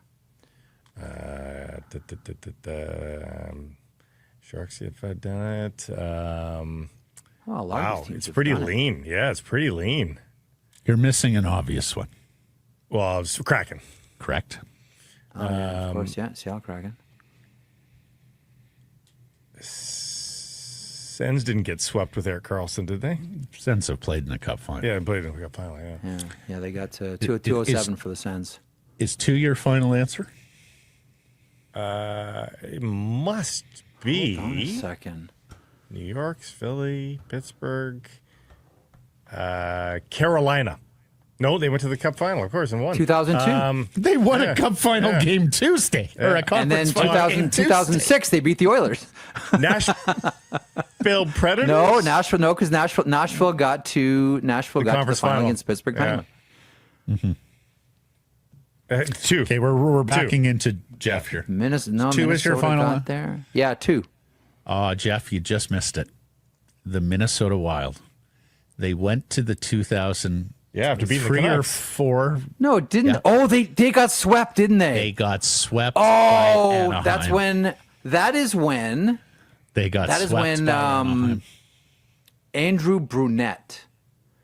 That was the year that ended Patrick Waugh's career with Andrew Brunette scoring the last goal. Didn't the Canucks Patrick give them Waugh. the flu? Didn't the Blues gave the Canucks flu, and then the Canucks gave the Wild the flu? I'm not even joking. I think that was one of the. They had a tremendous comeback victory against the Canucks, wow. and then they did not win a game in the right. next round. Wow. Great Good stuff. Thank you for your time. Éclaircissement. Éclaircissement. We just did it. All right, I got it. I've learned something today. Thanks, gentlemen. Sekerson Price from the Historic Wall Center. Well, a little speed bump on the forecast. Some rain expected on Saturday, but for the most part, I think we've got summer here. We've got summer, and you know we keep on pigeonholing bogey juice because of the name as a golf course drink, and it certainly is that with the individual size servings. It can be a lot of fun when you lip out and down the hatch with the bogey juice, but it's just a great summertime drink. The apple, the ginger, the top shelf vodka. It's going to be your new drink. Check it out in either the individual sizes or the full size bottle. Pour it over some ice with some soda, and boom, your favorite drink of the summer is bogey juice. Go and use the code SP15 at bogeyjuice.com. Check out the merchandise store as well. It's a lot of fun. Bogey juice, the new drink for summer. I may need some later today, actually. Yeah, good. Jeff Paterson covers the Vancouver and Abbotsford Canucks for us. Of course, the host of RinkWide Vancouver. They were back at it again last night after Abbotsford's Game 1 victory in the Western Conference Final. More on Manny Malholtra's club coming up, but want to start with the Vancouver Canucks. Jeff, how are you? I'm good. And before we talk hockey, let me just say, my wife and I enjoyed a terrific day out at Northlands last Sunday. Sun was shining. I had a mid-afternoon tea time. We had the good fortune of being waved through. We played through the group in front of us after the third hole. The third hole, the par 3. Mm-hmm. Mm-hmm. And all I could think to myself was, man, like I wish I had one of those mini bottles of bogey juice. Yeah, thank you. Right? Like Fantastic idea.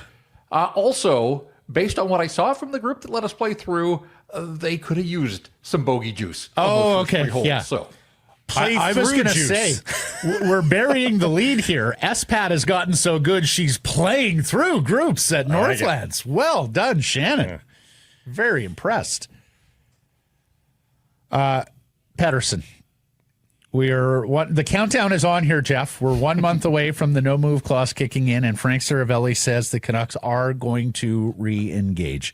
What's your sense? Do you think he'll be a Canuck on July 1st? And do you think they're motivated to trade him? They just got to get the right offer. My initial thought is that you guys should have a countdown clock. You know, like we always see that in television now. I know this isn't TV, but we're a month out. You should have the countdown to trade protection clock at all times when your show is up and running through the month of June.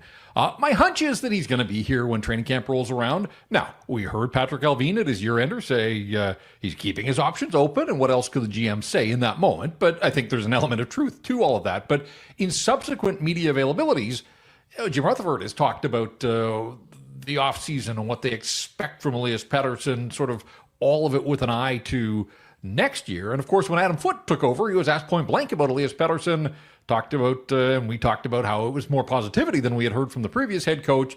Again, I took that to mean that Adam Foote is expecting that EP40 is going to be around and on the roster when he gets his hand on this hockey club at training camp in the fall. So just based on that, my hunch is that he is going to be around here. But as we all say in hockey, it can change with a phone call. And if things start to ramp up, and if other teams re-engage, if there are teams out there that come around and start kicking tires, then of course the Vancouver Canucks have to listen. But they're already a team that has this lack of depth and strength down the middle, and now we're talking about peddling Elias Pettersson. Without knowing the returns, it's hard to go too far down the road here. But if they think that they can make a swap and somehow build up that center ice position with a new face, a different player, a different profile of player, then I think these are all things that they have to consider internally between now and the time that that trade protection kicks in. So I hear both of you. I hear both of your mouths when you talk about your best solution at center ice is Elias Pettersson. I hear both of you when you talk about how it's going to be a difficult contract to move, and you're not trading him at high value. I get all of the case for keeping Elias Pettersson. The flip side is, I don't believe this management group has ever believed him to be a championship centerpiece. I think they continue to have grave concerns about his practice habits, preparation, and all of that. And then, of course, the worst crime here is hanging on to an $11.6 million anchor player. I put all of that together, and I do think Jim Rutherford and Patrick Allvin would like to make a trade this month with that player. And I think it is entirely incumbent on what is coming back, and I think Jeff is right that they need a center as part of the package. Do you think that they merely make a trade in which it's perceived as a fair price, or do they need to win the trade? No, I think they are firmly in fair price territory. Oof. Jeff, what do you think? Well, the more that I watch the playoffs, again, I'm just sort of reminded of the profile of center icemen that the Vancouver Canucks don't have right now after they traded JT Miller. And all this talk about Marco Rossi, and sure, Marco Rossi, a 60-point guy before the age of 25.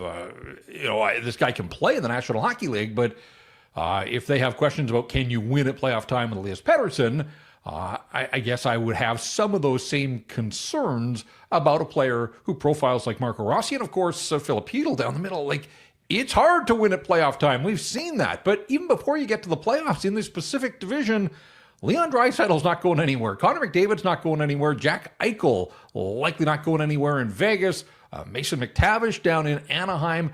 There is just sort of that profile of big, strong center iceman, not in the division, obviously, but Sasha Barkov going to a third straight Stanley Cup final with the Florida Panthers.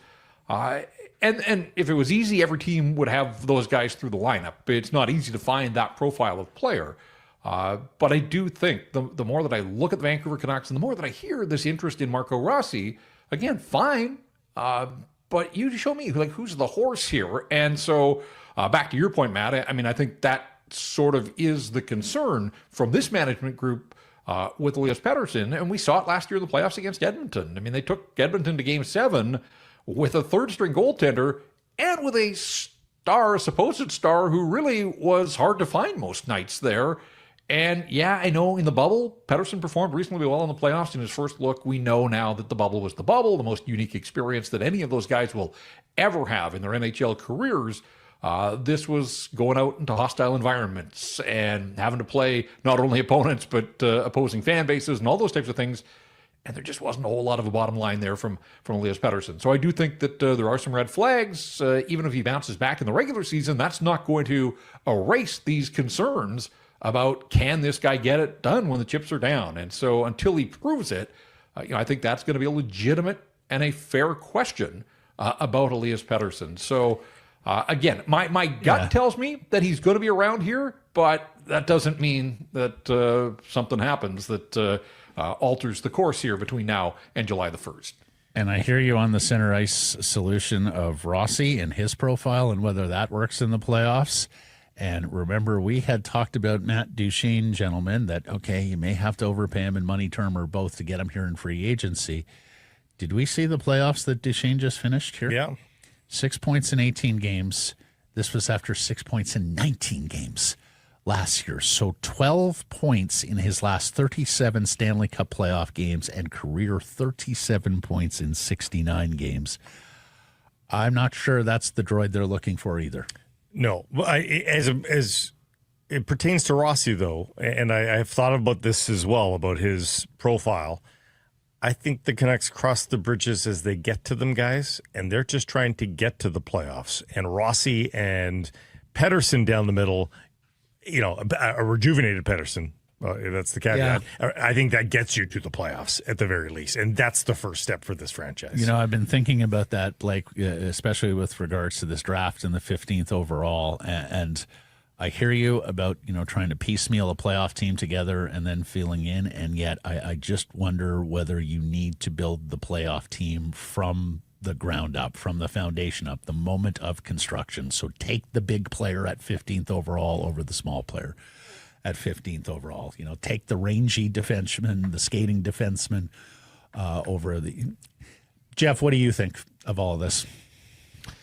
Yeah, and I haven't really had a chance to visit with you guys since Marco Rossi sort of became front page news. We know that his name has been out there. People have been speculating, but it certainly sounds like the Minnesota Wild want to relocate him. And look, the Vancouver Canucks need an upgrade across the board. So I understand the interest level here, but it's so much more than just the player. It's the acquisition cost, and it's also, from what we understand, he wants a whole lot more on his next contract than Minnesota is willing to pay. So do the Canucks want to invest 7x7 in an undersized center who, again, jumped from 40 points to 60 points? And I think this is important. He was a top 10 pick in his draft. If people aren't familiar with the player, he was a top 10 pick in his draft who's already a 60-point guy before the age of 25. I would say that he has met expectations. He wasn't a lottery pick. So if you're getting a 60-point player at his age in the top 10, that's what he was supposed to do, and that's why he was drafted where he was drafted.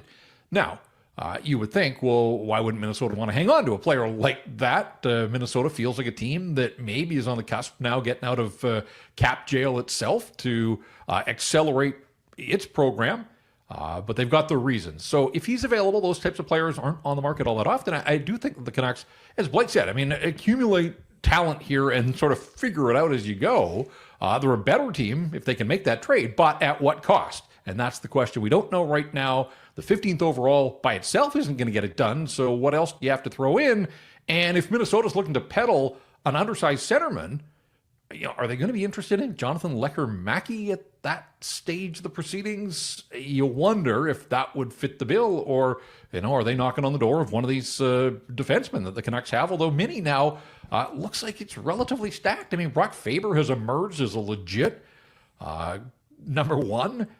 They went out and they made the trade with Columbus. They've added Zev Boom to the mix there. Like, their back end, they seem like they're in pretty good shape. Now, can you continue to add to that and get even better? Yeah, I suppose so. But, that's why so many layers to all of this. And without fully knowing the acquisition cost, it's hard to sort of assess before the deal goes down. But I do think that the Canucks should be playing the field here, figuring out what these types of players are going to cost.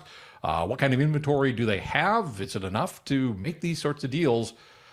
So we'll see how things ultimately shake down here. I do think, look, Jim Rutherford's history, long history, we've talked about this, getting out in front of the market, also try to make a splash, not afraid to pull the trigger. We've seen that already in his time here in charge of the hockey operations. So I am anticipating that the Canucks are going to be active between now and July the 1st.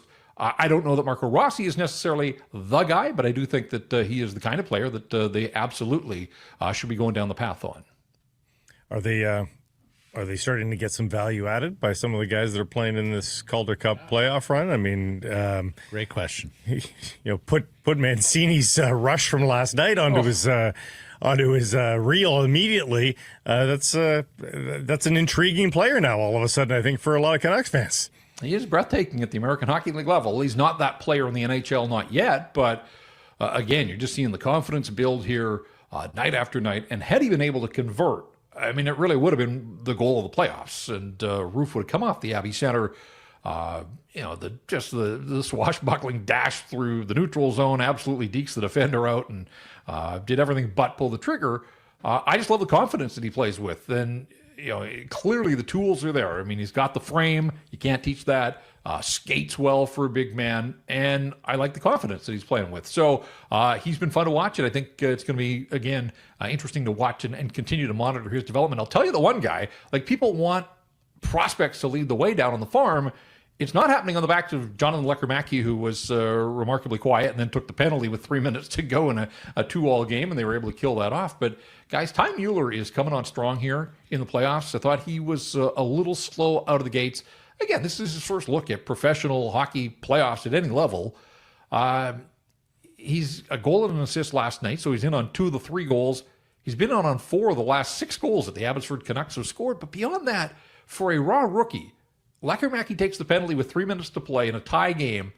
Who's out there taking the face-off on the penalty kill? It's Ty Mueller, and he's just busting his ass out there. Part of this penalty kill that's just incredible now, 35 for 36 in the playoffs. And you can see the trust that Manny Malhotra has in him. I'm not projecting star level, but this guy's already touched the National Hockey League. They gave him the call-up as a reward late in the season. And if they could turn him in, a bottom 6, we talk about the lack of depth at the center ice position.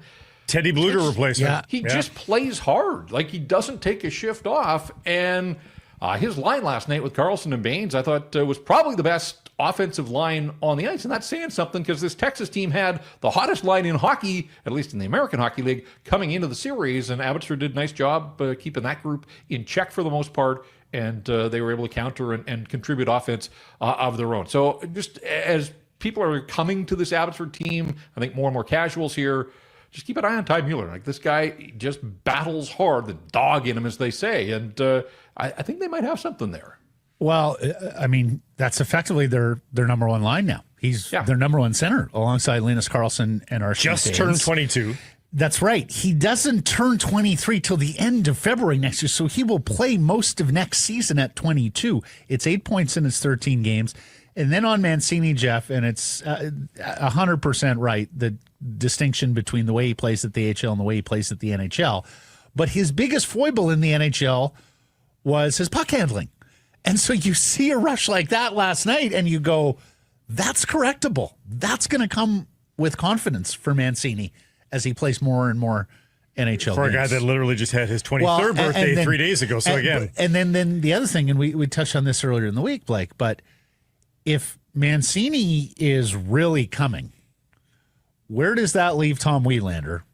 And based on the negotiation, torturous, however it was, to get his name on paper, does that still mean Wielander is your trade chip here because you don't anticipate needing him as much next season with Mancini's emergence? Well, it's hard to imagine that the 2 young right side guys would be in the NHL lineup together early on if the Vancouver Canucks are intent on making inroads and trying to get back to the playoffs. You've already got Phil Hronek and Tyler Myers. So unless one of those guys is injured, and that's possible, but who knows what they do in terms of adding veteran guys in free agency, or are they just going to turn these young guys loose and have this sort of internal competition for a roster spot? It is hard to imagine, though, that they would both be in the lineup together. So a little bit of redundancy in the short term. Of course, if you're projecting out, they look like 2 guys that you could build that right side around. So we'll have to wait and see. I should say as well, guys, a very spirited discussion, and not the first time, but it heated up again last night in the chat during RinkWide, was this notion of Elias Pettersson and why he's not in Abbotsford.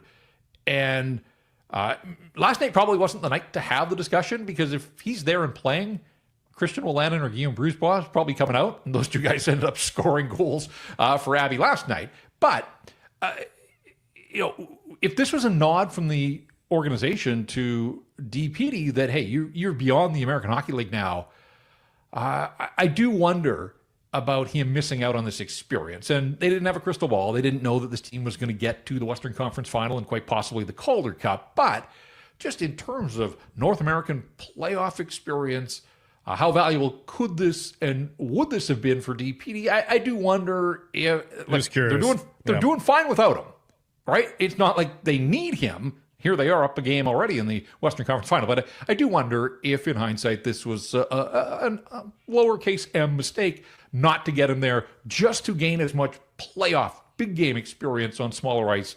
But look, I think the nod is that this guy was terrific in his short time in the NHL. This gives him a longer runway in the offseason to prepare now that he has the baseline of life in the National Hockey League. Whatever the case, he's not in Abbotsford. He's not coming to Abbotsford. They don't have to, they can't worry about that. It is some water under the bridge, but certainly was part of the discussion in the live chat last night on RinkWide.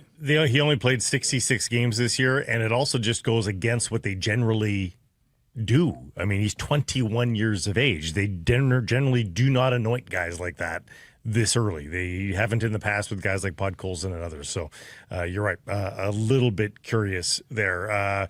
Artur Shilovs continues to rip it up. How does that change the calculus for the Vancouver Canucks, do you think? Yeah, I don't know. But he's been fun to watch, and he was really good again. It was a great hockey game. Like the product last night, start to finish. I love the way that two teams who hadn't seen each other all year, there wasn't a feeling out process. They know the stakes here. They recognize that they're in the Western Final for a reason because they're both damn good hockey clubs. And the goaltending was really good until it wasn't there at the end. I mean, that's a leaky one that gets through Remy Poirier. Abby will take it, certainly, but otherwise, they traded chances. There was no sitting back in a 2-2 tie in the third period. Back and forth they went. I was a little concerned for Abbotsford just because Texas on paper has more game breakers. They had the leading goal scorer in the American Hockey League in the regular season. They had this top line that includes Cole Lind. You get to overtime, you kind of think, all right, one-shot chance, can finish it. I wouldn't have picked Christian Wolanin to be the hero, but that's the beauty of sport. And, never a bad idea, I guess, to put a puck on net. Sometimes it'll go right through the goaltender, as that one did. But Artur Shilovs, didn't blink. And ultimately, the guy at the other end did. And just looking at his numbers here in the playoffs, outside of the 4 shutouts, he's given up 12 goals in his last 8 starts. That's a goal and a half per game. You get 2, you're going to win most nights with the way that he is playing. And so Abby's not blowing out opponents, but you don't have to. A 5-1 win and a 3-2 overtime win, they all count the same at the end of the night. And so there seems to be a confidence level. The crowd was into it last night. You heard the Artie chants an awful lot. And there were a couple of spectacular saves early in the second period. There was a breakaway, and then moments after that, the big windmill around the world glove save as he flashed the leather there. So that got the fans into it. And, a little shy of a sellout, but the ones that were there, they were into it. Sounded like a great atmosphere, and it truly was an Artie party. And we'll see if there's another one set for Saturday night at the Abbotsford Center. And Jeff and Dave Hall will have coverage after Game 2 tomorrow night at Abbotsford Center. And, of course, then the series moves to Texas. There would be a Game 6, Game 7, if necessary, back here at Abbotsford. Jeff, marvelous. Yeah, I just wanted to mention, we talked about Aatu Räty, and I think he's going to play at some point in this series. It'll be interesting to see what happens on the other side, though, guys, because the Dallas Stars, as we all know, went meekly into the night. They are done. They had papered Liam Bichsel, a massive 6'7", 235-pound defenseman. They had papered him at the deadline, so he is eligible to join the Texas Stars. And Alex Petrovic, a veteran who's been through the battles in the NHL and played pretty much nightly in the playoffs here as well. But he spent most of the season in the minors, and he too is eligible. They could airlift 2 guys straight out of the third round of the National Hockey League playoffs and basically add a defensive pair to their lineup. So we'll see where things go. I doubt that they would fly those guys all the way here for a Game 2 when the series is shifting right back to the Lone Star State. But don't be surprised if they do get some reinforcements. But hey, the Canucks may get Ratu back, so this series may get even better than it started out with in terms of talent level. Bischel, a first-round pick in 2022, and Alex Petrovic, and Dale Talent's opinion of him is the reason the Vegas Golden Knights have a Stanley Cup. If we all remember that expansion draft quandary, remember? We were going to keep Petrovic. Yeah. And rather so than Marchessault and Riley Smith shook free and road paved with gold. Jeff, thanks for this. We'll talk Tuesday. Have a great weekend, guys. Secure some price from the Historic Wall Center. If you've got your tickets to the big game, why not make it a full experience? Stay downtown here at the Wall. Call 604-331-1000. Ask for the Secure some price rate. Some blackout date supply based on availability. So Whitecaps into Mexico City for Sunday's CONCACAF Champions Cup Final versus Cruz Azul at 6 p.m. The Terry Fox Plaza watch party has sold out. So Good a for you guys. capacity crowd, yes, of 2,500 will watch on the big screen outside of BC Place. I mean, we anticipate this will be the best lineup that the Whitecaps can dress based on health. Mm-hmm. And availability. Berhalter suspended, remember? Right. Yeah. Right. And then after the match, that's when the defections start, right? 9 Caps players will be off to international duty and miss the June 8th home game at BC Place against the Seattle Sounders. That's a 6 p.m. kickoff. And Gauld is injured, so 10 unavailable players. Ali Ahmed, Jaden Nelson, Sam Atakube, of course, for Canada. They're dubbing it the Canadian Shield. It's friendlies against the Ivory Coast and Ukraine, June 7th and 10th at BMO in Toronto. And someone's going to be there and on site and calling the action, calling the games. Yeah, first time doing the men on TV. Did the World Cup on radio. Right, back good for you. For tickets to that Sounders game next weekend and information on the club, check out whitecapsfc.com. BC Lions into Edmonton tonight for their final preseason tune-up before next Saturday's home and season opener at BC Place against these same Elks. The Snoop Dogg concert, and they've sold now 50,000 tickets to that game. So if you are thinking of going, capacity is getting very booked up there. Interesting, and I was at the Whitecaps match on Wednesday, and I noticed the suite construction in the one corner of the lower bowl, and I also understand that the main press box area is also going to be turned over to suite holders and things of that. So you already are seeing some tailorations of the stadium for next year's World Cup in June, and that has created a bit of an issue for the BC Lions. JC Abbott from 3 Down Nation. Have you seen this? No.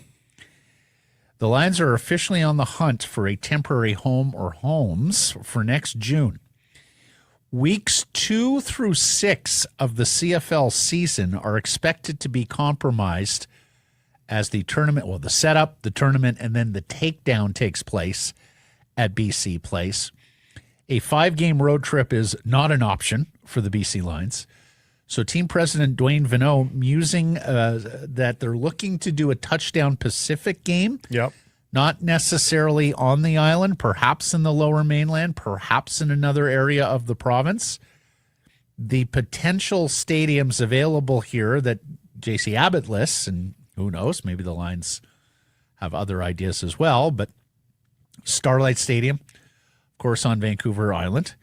Royal Athletic Park in Victoria, where they did the Touchdown Pacific game last year against the Ottawa Redblacks.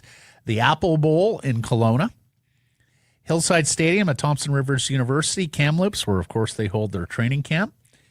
Terry Fox Field at SFU. Swangard in Burnaby. And Thunderbird Stadium out at UBC. Do you have a preference there? I think Kelowna would be a nice idea. The aesthetics are unique, like for TV again, and half this thing for CFL. The people that don't follow the CFL, TV ratings for CFL are great. It's a TV show as much as it is anything else, and it would make a really great TV show. Yep. I also like the idea of taking the team to the Okanagan and playing a game in the interior of the province. You've done the Touchdown Pacific at Royal Athletic Park. You did the preseason game at Starlight last week. You got a decent population base to draw on. You sure do. If you could convince Kamloopians to come down, I think, even though it's a bit of a haul. You got Penticton, Kelowna right there. You got Penticton, Kelowna, Vernon. Yep. You're not too far from Kamloops. Like, who knows? Maybe even attract fans from all the way up Williams Lake, Prince George, make the drive down, make an event weekend out of it. Yeah. Not to mention the southern Okanagan and even further east. Who knows?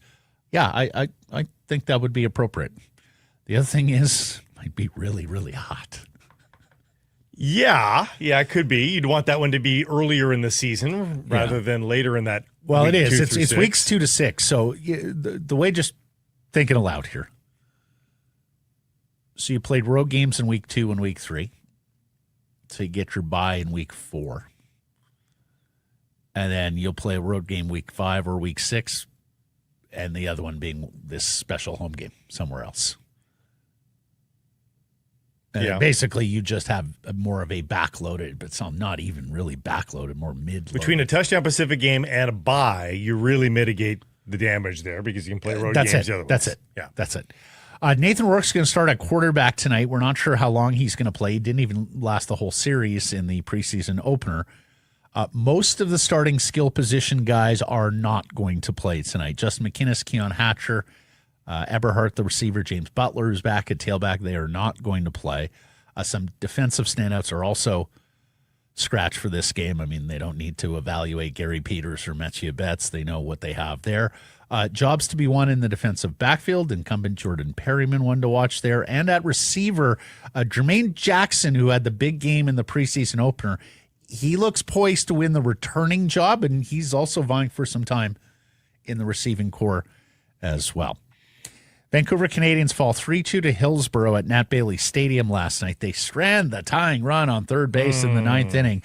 They fall to 1-12 in one-run games this year. My goodness. Crazy. Friday nooner. Jays number 2 prospect Trey is Savage, scheduled to make his Nat Daily debut Saturday at 1 p.m. And, of course, a White Spot Family Fun Sunday where kids can run the bases following the game. I'll be out at Nat Bailey Stadium this weekend. Looking forward to it. Get your tickets, 604-872-5232 or CanadiansBaseball.com. And we're done with Canadians in the singles draws of the French Open, the season's second Grand Slam. An outstanding performance from 18-year-old Victoria Mboko of Montreal. She loses in straight sets to the 8th seed Qinwen Zhang today at the French Open, but making it to the third round in her first Grand Slam and making it through qualifying. We discussed it earlier in the week. She didn't lose a set. She only she even only needed 7 games to win sets twice through 5 matches. So really, really good step up for a good young tennis prospect. And Denis Shapovalov wastes a comeback. Comes all the way back from 2 sets down to force the 5th set. Right. So the anti-Felix Auger-Aliassime. And I think he actually had a break point in the 5th set too. Mm-hmm. Squandered that and ends up going down 6-4. Yeah. Results from Thursday's Whistler Golf Club poll question. We asked you your favorite NHL coach.